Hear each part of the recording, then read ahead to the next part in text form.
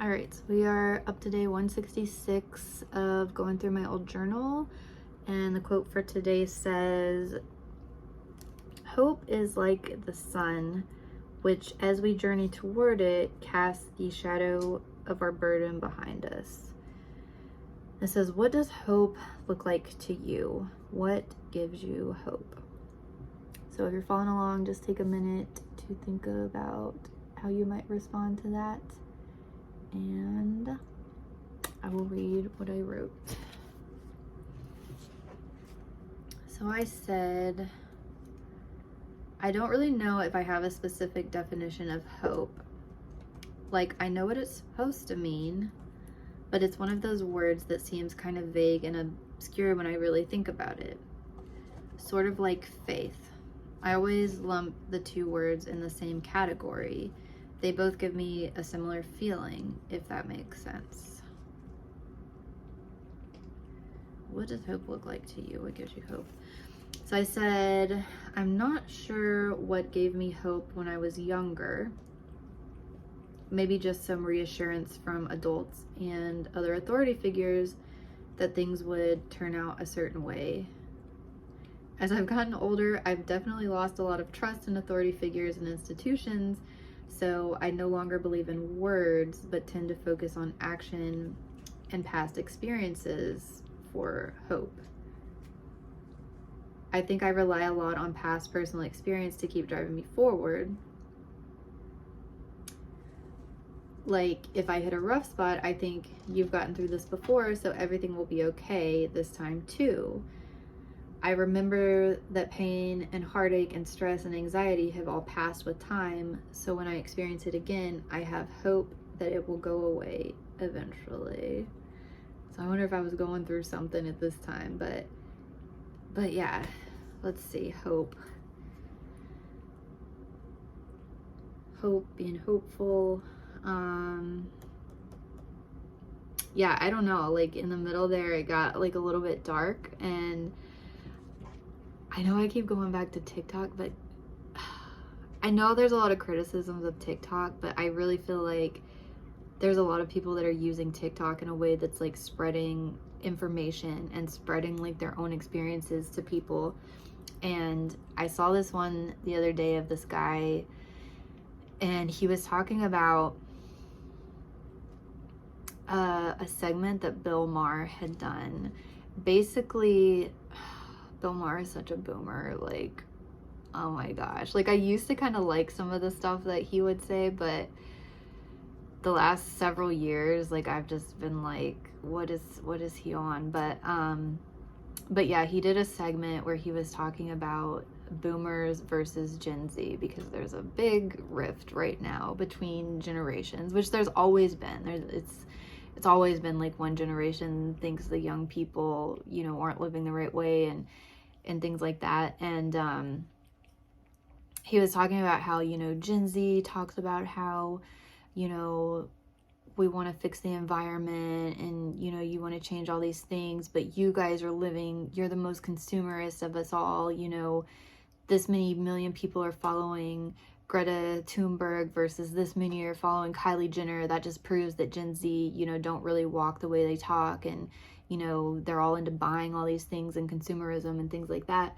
But the guy stitched in and commented, and he was like, we're living in this really weird time of like, since we were young, we've been told like, the environment's getting destroyed, climate change is going to kill us, like all of these bad things are coming at us for the future. We don't have like a very bright future for all these different reasons. But then at the same time, there's no solution to it. There's no like, and he was like, we're being told that, but then we're also being told like, you need to go get an education and you need to go get a job. And the only jobs, a lot of the jobs are to work for these companies that are destroying our future. And so like, literally, like, you're being told that your future is, in trouble, but then you don't have a way to get out of it. Like, you're forced, you have to have a job, you have to make money, you have to, live. So how do you live? And there was a similar thing. There was this guy, Peter Joseph, like, it's been like 15 years ago now, I guess, or more. He put out this documentary that was basically calling out a lot of these issues in society. And a lot of these people were like, well, what's the solution? And he made some more documentaries and was trying to make like some of this media and books. And then, you know, but he didn't have the money to make, you know, a lot of this content or put together the groups and organizations that would need to make change to fix these problems that he pointed out.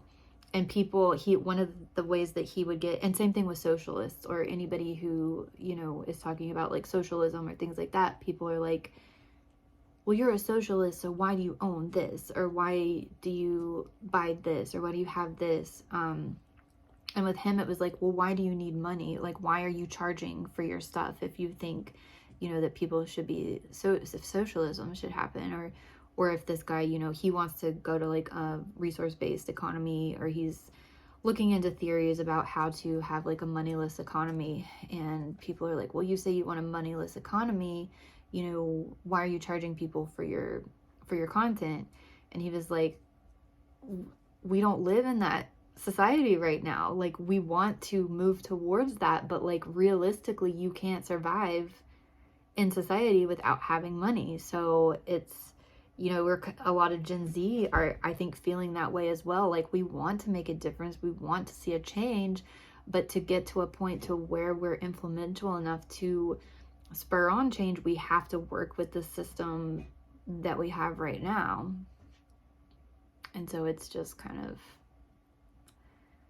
so I think the word I've been using a lot is kind of cognitive dissonance. Like, they've been told this, but then the reality, there's no reality to change that. And so you've kind of like got to work with what you have, even though it's not like the reality you want or that people are telling you it is. And there's just, I don't know, a lot of stuff going on. And so this is 2023, and I don't know, I feel like things are coming to a head. And, you know, a lot of times people say like, oh, well, stuff is happening. I think really now we're getting to a point where there's going to be some big shifts. They're starting to have the makings of some big shifts and things. And I don't know, I think a lot of Gen Z, like, they just don't see a future. And so they're ready to just cause some, not problems, like, what am I trying to say? Cause things to change, get to a point to where things have to change. And I think they do. Like, I don't know, there's a lot of things that are broken right now for a lot of people, and I think it's been broken for a lot of people for a long time, but now it's kind of seeping into a large enough number of people and a certain demographic of people that have more power. They're starting to see problems in their own lives, and so it's, the shift is like accelerating. But anyway, I don't know, like right now, if I'm looking at this hope from the context of like future, I don't know, I have a hope that things will turn out okay for the future of like humanity. But especially after I just took an environmental dynamics class, and like my teacher put things into some different contexts that I hadn't even thought of before either. He's basically like, the way we're headed, if things don't change, humans are going to destroy themselves. And he's like, I'm old, so, you know, it's going to fall on these other generations to either make a change, or he's like, the earth is going to go on no matter what, you know, like, there's not really anything humans have done so far that the earth can't like restore itself. But I don't know, we could definitely destroy ourselves. And we're kind of headed that way, I think, in my opinion, if we don't have a change. So yeah, I'm hoping that enough people can cause change to where we don't completely destroy ourselves. But I don't know. Anyway, That's what I have for that. I'll be back tomorrow with day 167.